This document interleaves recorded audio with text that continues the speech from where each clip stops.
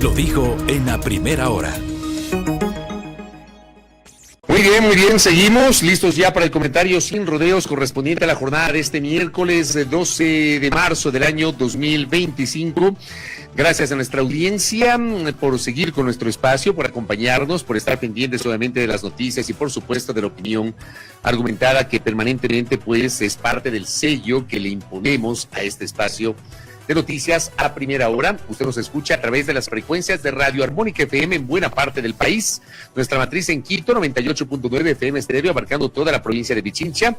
No se olviden también que nos pueden ubicar en Santo Domingo de los Áchilas, Guayas, Azuay, Carchi, Esmeraldas, Imbabura, Sucumbíos, Orellana, Santa Elena, El Oro, Loja y Catamayo, Cariamanga, Quilanga, Gonzanamay y Espíndola. Para el resto del país y alrededor del mundo a través de la señal de armónica.com. Estamos en lo digital, transmitiendo a través de las plataformas de Primera Plana en Facebook, la fanpage de Primera Plana en YouTube, nuestro canal de Primera Plana y también en @Primera Plana EQ, lo que antes llamamos Twitter, ¿no? Quiero decirles que en estos días, justamente porque no estaré presente pues en la cabina, no tendré la posibilidad, voy a tratar de hacerlo, pero no tendré la posibilidad de transmitir por TikTok y por Instagram. Voy a ver de qué manera lo puedo solucionar, pero mientras tanto, confórmense por favor por estos canales, ¿no? Por la señal de Radio Armónica y obviamente por las plataformas digitales del portal Primera Plana. A ver, entremos en materia, ¿qué les parece? Con la noticia de las últimas horas. El gobierno no ha confirmado, el gobierno ha guardado silencio. De hecho, revisando el chat del Ministerio de Energía, hay una serie de interrogantes que hacen los colegas, que hicieron anoche los colegas.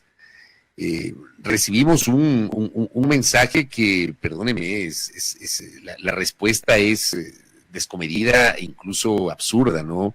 La que generó una persona del área de comunicación del Ministerio de Energía, ¿no?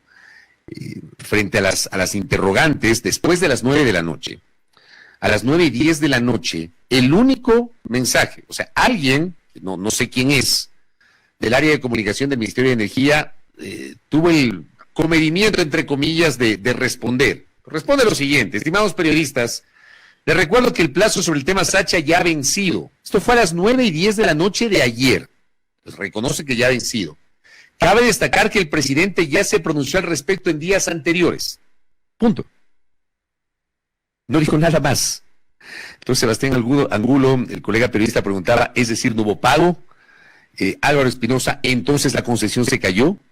Mercedes Álvaro, eso quiere decir que no hubo el pago.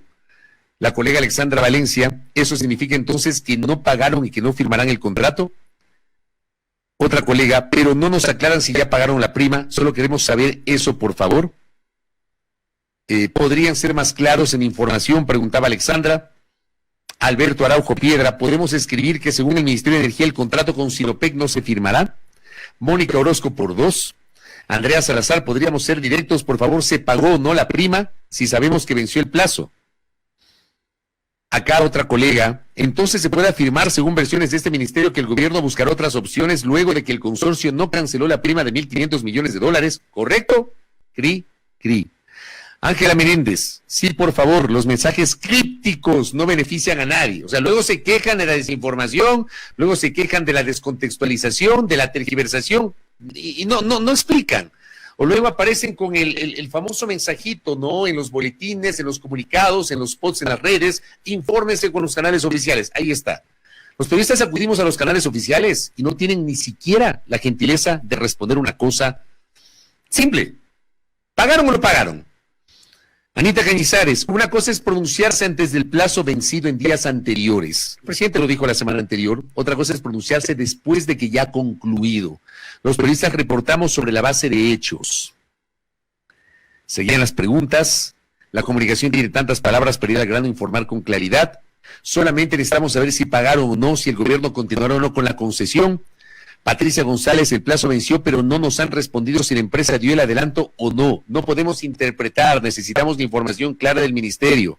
Vanessa Silva, la ausencia de una vocería oficial clara y directa es lo que da cabida a interpretaciones de todo tipo. Ese es el kit del asunto y coincido plenamente con Vanessa. Mónica Orozco, es un tema muy relevante, por lo que la comunicación debe ser muy precisa.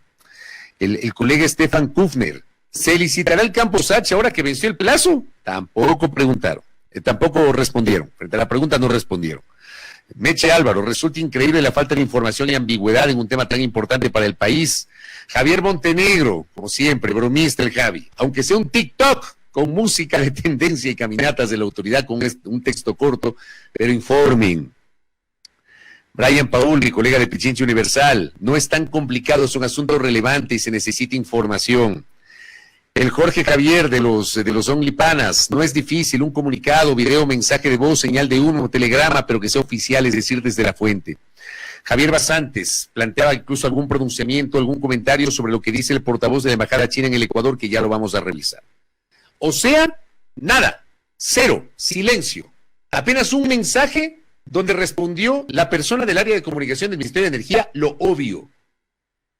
Pero no explicó lo que realmente se necesitaba como información oficial. Sin embargo, en medio de este silencio, cito al menos a dos medios de comunicación que al filo de la medianoche ya publicaron, con base, entiendo yo, en acceso a algún tipo de fuente extraoficial, que Sinopetrol no pagó el valor de $1.500 millones en el plazo fijado por el presidente Noboa para operar en el campo Sacha. Ecuavisa publicó a las 22:41, el consorcio Sinopetrol no pagó la prima de 1.500 millones en el plazo fijado por Noboa para operar el campo Sacha.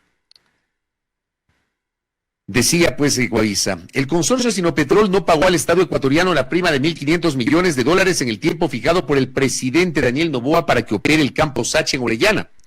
El 5 de marzo Noboa puso al consorcio como fecha límite las 21 horas de este 11 de marzo, o sea, las 9 de la noche de ayer, para el desembolso y así proceder con la firma del contrato que permita la concesión. Si no se cumple con la disposición, no se firmará el contrato para la exploración petrolera, dijo en su momento el primer mandatario. El motivo es simple. Si no responden con la urgencia que el pueblo ecuatoriano merece, analizaremos otras opciones. Eso fue lo que dijo Noboa en su cuenta de X. No obstante, citaba Ecuavisa, pasada esa hora, las 9 de la noche de ayer, el monto no fue depositado y entidades que se oponen a la concesión del campo Sacha piden que se deje sin efecto la delegación. Primicias, a través de su redacción, a las 23:16, se cae concesión del campo Sacha al cumplir su ultimátum del presidente Daniel Noboa. Revisemos el texto de Primicias. La concesión del campo Sacha no prosperó después de que Sinopetrol no cumplió con el pago de $1.500 millones en el plazo dado por el presidente Daniel Noboa. El consorcio chino-canadiense Sinopetrol tenía hasta las 21 horas de este 11 de marzo del 2025 para entregar los $1.500 millones al Estado ecuatoriano como bono anticipado por la delegación directa del campo Sacha, según el plazo dado por el presidente Daniel Noboa. Sin embargo, el proceso se cayó. Tal como le indicó el presidente Noboa, si no se cumplían los plazos establecidos, la negociación sería cerrada y se ha cumplido con lo que el presidente dispuso, indicaron fuentes del gobierno a Primicias. O sea, esto de forma extraoficial, porque no es que ha habido un comunicado oficial, no es que ha habido algún posteo, alguna entrevista, alguna declaración. Por supuesto, los periodistas y los medios tenemos acceso a fuentes y esas fuentes nos brindan información. Acá Primicias cita fuentes del gobierno sin revelar cuáles, para señalar que, tal como le indicó el presidente, si no se cumplían los plazos establecidos, la negociación sería cerrada y se ha cumplido con lo que el presidente dispuso.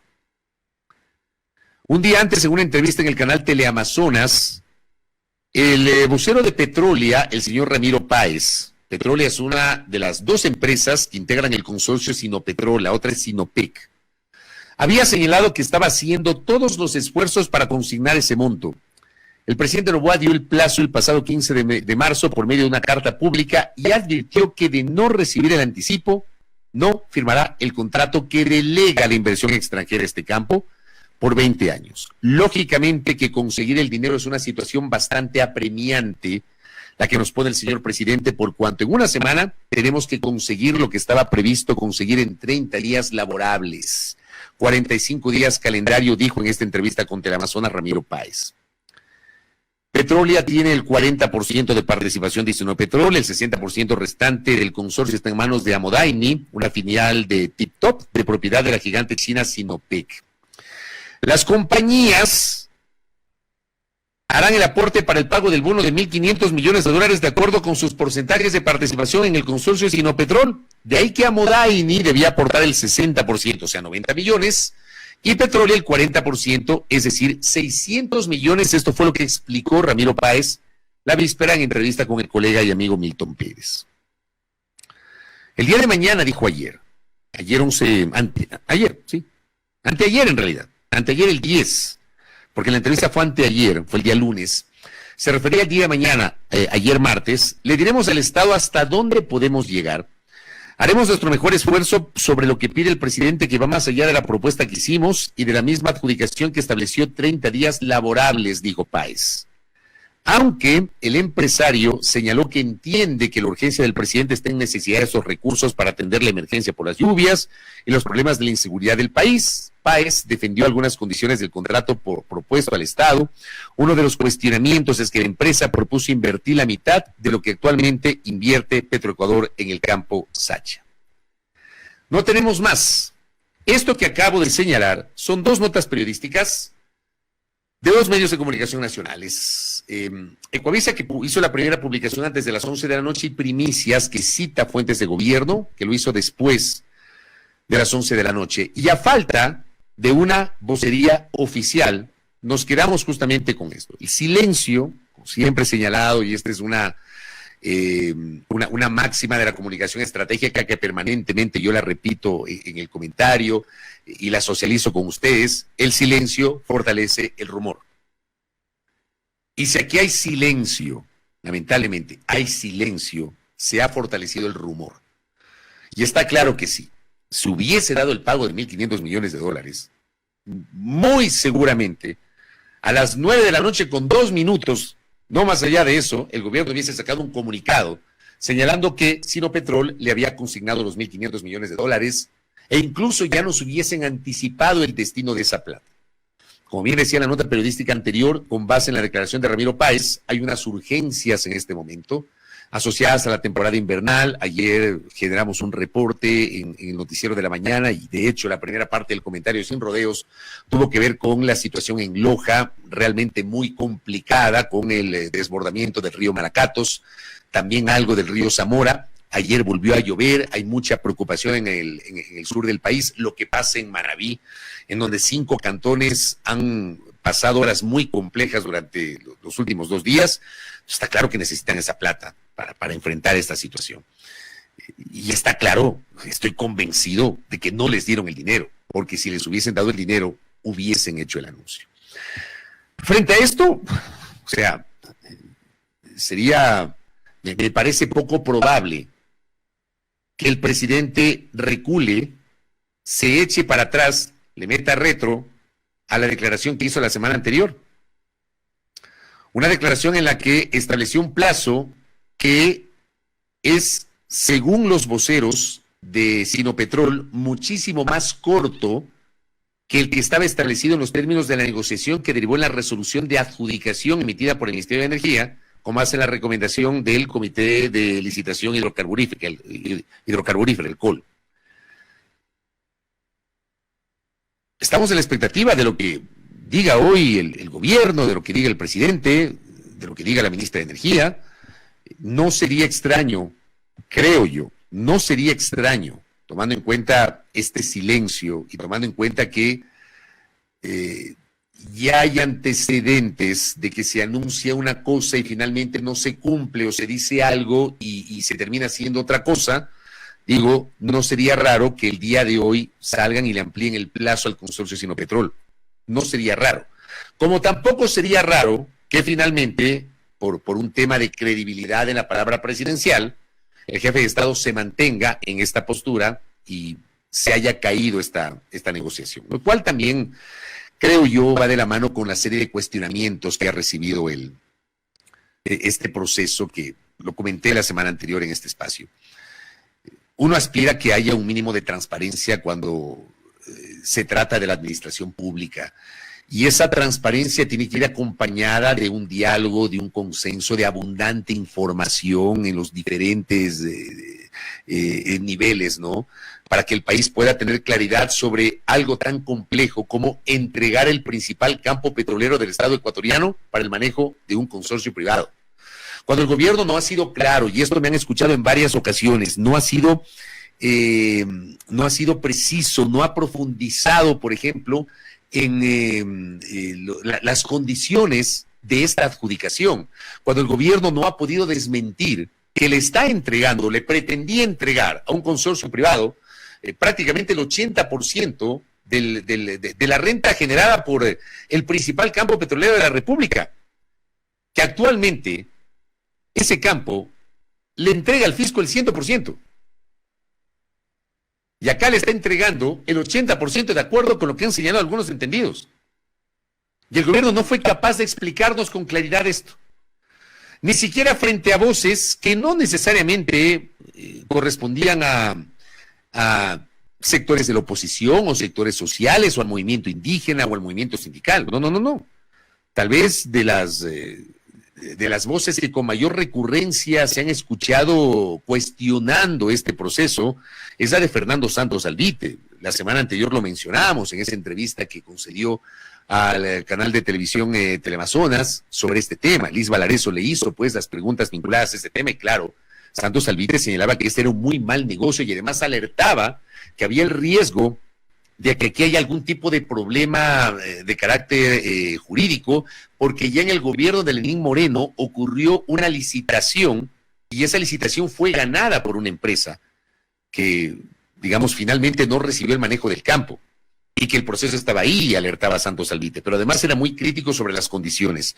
Ayer volvió a referirse a este tema Fernando Santos Alvite en una entrevista con el portal digital La Defensa. Esto dijo el exministro de Energía y Minas. ¿Cuál es la solución? Si quieren entregar Sacha, si quieren un abono para las necesidades fiscales, hagan limpiamente las cosas. La luz del sol es el mejor desinfectante, dicen los alemanes. Lo que hace uno limpiamente, transparentemente, sale bien. Lo que mal comienza, mal termina. Así es que me alegro, porque el contrato ya está terminado, con esta carta del presidente muy elegante, dándoles 4 días para un imposible, por 1.500 millones antes de la firma del contrato, es el fin del capítulo Sacha. Y si quieren revivirlo, limpiamente. Están en elecciones, el costo político quizás ya está causado, ¿verdad? Porque el país se ha levantado. ¿Cómo así el campo más grande? Y entre un carnavalazo en las 10 de la noche, la ministra firma un acuerdo ministerial para el cual antes de firmarlo requiere los informes técnicos y económicos y estos aparecen después de la firma. ¿Cómo así? Así es que mejor que terminó esto y si quieren revivir el capítulo después de las elecciones, háganlo transparentemente. Aquí no había transparencia. Aquí no había transparencia. Fernando Santos Alvite, refiriéndose a este tema. Y hay un elemento adicional a propósito de lo que dice en este extracto Fernando Santos Alvite.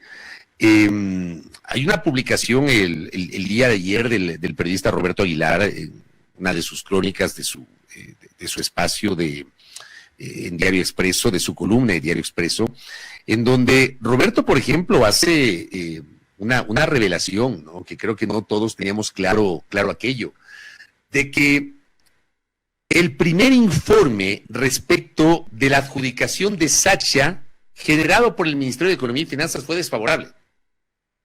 El primer informe, cuando todavía Juan Carlos Vega era ministro de Economía y Finanzas. El primer informe. Juan Carlos Vega salió del ministerio con su equipo.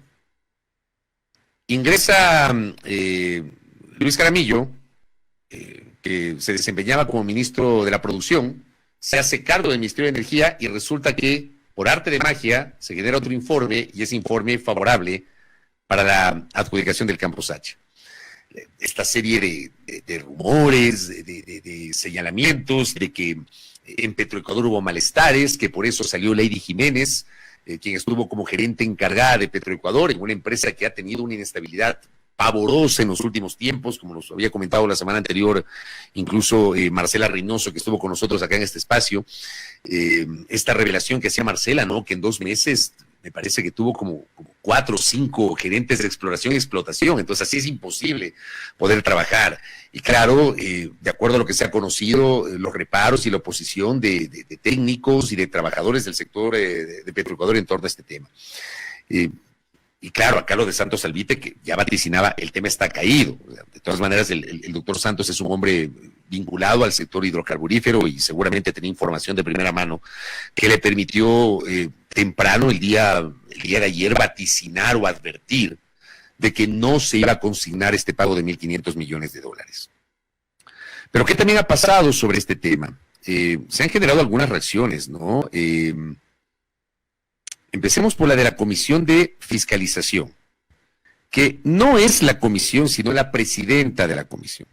Yo creo que eso también hay que ser precisos, porque no es que la Comisión de Fiscalización se reunió para emitir este comunicado que les estoy mostrando en este momento para quienes nos siguen a través de Facebook y de YouTube y también de X, sino es un comunicado del equipo de la presidencia de la Comisión de Fiscalización. Dice que se exige que se derogue la resolución de concesión del campo Sacha.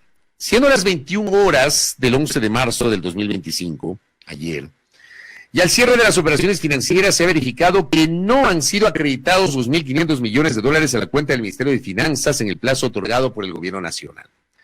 El inexistente consorcio Sinopetrol, dice este comunicado, que se conformaría con las empresas Petrolia y Amodaimi, simplemente no ha cumplido, demostrando la incapacidad económica para asumir la operación del campo Sacha.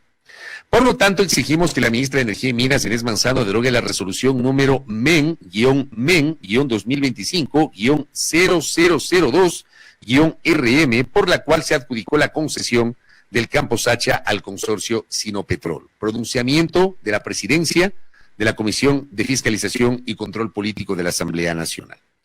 No contentos con eso, y más allá de que, como digo, todo apunta a que esto se ha caído, que no depositaron la plata, el Pleno de la Asamblea Nacional va a sesionar mañana, jueves 13 de marzo a las 10 de la mañana. Comunicado que había sido, pues, difundido el pasado lunes, confirmando justamente esta convocatoria para dar continuidad al tratamiento de la no conveniencia de la adjudicación del campo Sacha. Esto, digamos, como parte de los pronunciamientos políticos. Pero hay un pronunciamiento adicional que yo creo que bien vale la pena compartir con ustedes, querida audiencia. Y este pronunciamiento adicional es un pronunciamiento generado por la Embajada de la República Popular China en Ecuador. Este comunicado tiene fecha justamente 12 de marzo, pero está con la hora de China. Ayer se difundió. Y dice: declaración del portavoz de la Embajada de la República Popular China en la República del Ecuador sobre el proyecto del campo Sacha. El gobierno chino sostiene a la política de apertura de alto nivel al exterior basada en el principio de beneficio mutuo y ganancia compartida. Siempre apoya a las empresas chinas para que inviertan y desarrollen negocios en Ecuador, logrando un desarrollo conjunto. Asimismo, siempre exige a las empresas chinas que cumplan con las leyes y reglamentos de ambos países, respeten las reglas del mercado y las normas internacionales y cumplan activamente con sus responsabilidades sociales. La parte china acoge con agrado la activa participación del consorcio de la empresa china y la canadiense en el proyecto del campo Sacha. Sin embargo, el gobierno chino nunca interviene de ninguna manera en los normales negocios y cooperaciones comerciales de las empresas chinas. Se espera que las partes interesadas continúen el proyecto en base del beneficio mutuo y ganancia compartida y que la parte ecuatoriana siga proporcionando un entorno comercial justo, equitativo, transparente y no discriminatorio para las empresas extranjeras, incluidas las empresas chinas. Esta es una reacción oficial del gobierno chino a través de su representación diplomática en Quito, sobre lo cual tampoco se generó una reacción por parte del gobierno ecuatoriano. Al día de hoy, insisto, se ha caído este proceso y habrá que ver, lectura política, ¿no? ¿Cuánto le va a afectar esa factura al candidato a presidente en la presente campaña electoral? Porque está claro que las voces en contra de este contrato, las voces en contra del timing, fue un timing completamente inconveniente, a puertas de la segunda vuelta electoral, cuando yo haber esperado que pasen las elecciones para ver qué mismo, si sigue el presidente Noboa en el poder o si es relevado el 24 de mayo por Luisa González. Él decide anticiparse, sin socialización, sin mayor profundización de las explicaciones. Habrá que ver cuánto le pesa como factura eso a la intención del presidente de la República de ir consiguiendo, logrando apoyos de cara a las elecciones de segunda vuelta del próximo domingo 13 de abril. Esto obviamente habrá que seguirlo comentando y estaremos monitoreando durante el transcurso del día las reacciones de este tema. Mientras tanto, les quedé viendo ayer algo, que son de estas cosas que, digamos, no dejan de sorprender, ¿no? En este país tan folclórico, ¿no? Este país se caracteriza por este tipo de cosas que terminan, de verdad, que uno a ratos se ríe para no morirse de las iras. Y es el tema de Mayra Salazar. Para empezar, entiendo que la señora Salazar está a puertas de salir de la cárcel, me parece que es este viernes, que cumplirá ya con su sentencia. Pero vea esto. Una persona que ha sido acusada de corrupción, una persona que se convirtió en una pieza clave de un acto de corrupción o de varios actos de corrupción.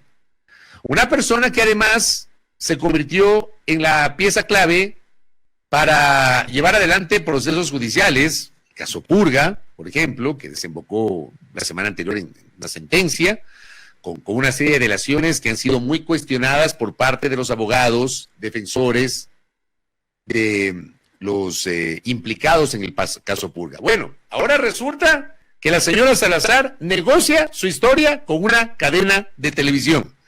O sea, en serio, nosotros vivimos del folclore. No dejamos de vivir del folclore. De verdad que estas cosas, y seguramente habrá gente que tratará de que una vez que Mayra Salazar salga de prisión, volver al ámbito de la farándula. Por Dios, es parte lamentablemente de lo que ocurre acá en el Ecuador. ¿Qué dice la nota de Expreso? De la cárcel a la fama. Mayra Salazar negocia su historia con una cadena de televisión.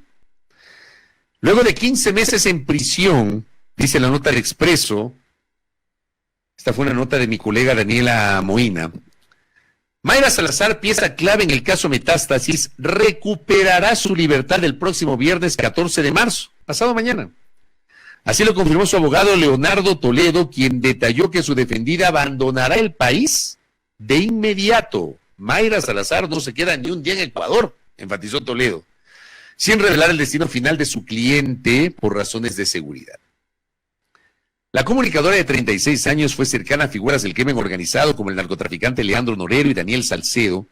Desde su posición como comunicadora de la Corte Provincial del Guayas, facilitaba conexiones entre jueces y cabecillas de organizaciones delictivas. Su testimonio resultó clave en el proceso judicial conocido como caso Plaga, en el que fueron sentenciados exfuncionarios, es el caso Purga en realidad, exfuncionarios como Pablo Muentes, exasambleísta del Partido Social Cristiano, Fabiola Gallardo, expresidenta de la Corte del Guayas, y el juez Johan Marfetán. Según reveló su abogado, Salazar está en negociaciones para vender sus derechos, los derechos de su historia. Salazar está en negociaciones para vender los derechos de su historia a una cadena de televisión internacional.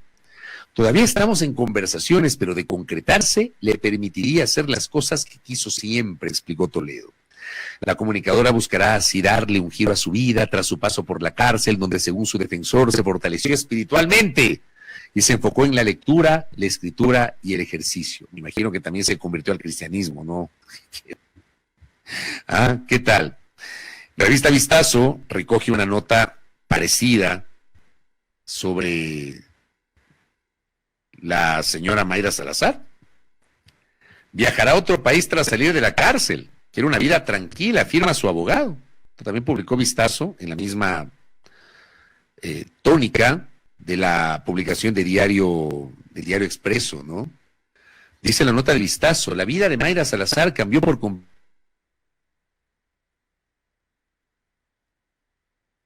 metástasis. 1 año y 3 meses después, la comunicadora se alista para comenzar una nueva etapa en el exterior.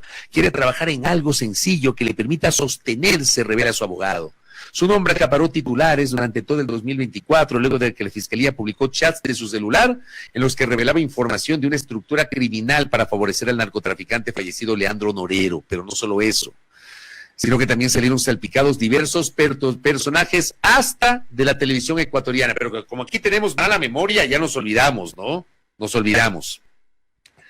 En julio pasado, Salazar fue sentenciada por el delito de delincuencia organizada a 15 meses de privación de la libertad tras acogerse a la figura de procedimiento abreviado y firmar un acuerdo de cooperación eficaz, con lo cual aceptó la autoría de los hechos ilícitos atribuidos por el Ministerio Público. Inicialmente estuvo en la cárcel de Chillogallo, en el sur de Quito, luego fue a la cárcel de Cotopaxi y finalmente en la cárcel de Ambato. Según su abogado, durante ese tiempo Salazar se ha refugiado en la actividad física y en la lectura, algo que quiere seguir manteniendo en su nueva vida que comienza este viernes 14 de marzo del 2025, cuando salga en libertad tras haber cumplido la sentencia. Y efectivamente aquí también dice que va a salir al exterior, que va a pedir asilo en otro país, que ya está definido el país de asilo, y que quiere emprender una nueva vida. Yo me pongo a pensar, ¿no? O sea, esta gente vinculada a casos de corrupción, esta gente señalada que ahora se convierten en cooperadores eficaces, presentan delaciones. Yo siempre sostengo que en el derecho penal no es lo que sabes, sino lo que puedes probar, y no siempre nos muestran las pruebas, sino que se quedan con las delaciones. Bueno, esta señora, que fue parte, de acuerdo a la Fiscalía, de una estructura mafiosa, de una estructura criminal, resulta que ahora está a punto de salir de la cárcel, dice que va a salir del país, que va a pedir asilo y que está negociando sus derechos. ¿Con quién será? ¿Con Netflix? ¿Con HBO Max? ¿Con quién será que está negociando la señora Mayra Salazar? Y este tipo de cosas, por supuesto, venden, ¿no? Porque hay gente que compra este tipo de historias, de gente que en su momento estuvo metida en algún hecho ilícito y que después aparecen como héroes, como heroínas, etc. Parte del folclore y parte de la farándula de este país. Realmente esto genera repudio. Yo me río, pero realmente lo que genera esto es repudio. Y yo les invito a que igualmente ustedes compartan ese repudio. Cierro el comentario sin rodeos correspondiente a la jornada del día de hoy. Ya vienen Suelen Granda Vilés y Andrea Orbes Altos con las entrevistas de la jornada del día de hoy. Vamos a continuar obviamente con las entrevistas. Vamos a hablar sobre el tema, un tema que abordamos el día de ayer, que lo abordé en el comentario a propósito del análisis de la intervención de la Canciller de la República en Viena en esta reunión de las Naciones Unidas, cuando hablaba de que hay una política para enfrentar el reclutamiento de niños y adolescentes cooptados por grupos de delincuencia organizada. ¿Es así? ¿Cuál es la situación de los niños y adolescentes en aquellas zonas donde no hay Estado y donde justamente eso se ha convertido en tierra fértil para que los grupos delincuenciales se hagan de los servicios, entre comillas, de niños y adolescentes? Lo vamos a analizar ya mismo aquí en A Primera Hora. Primera Plana. Todas las noticias, todas las voces.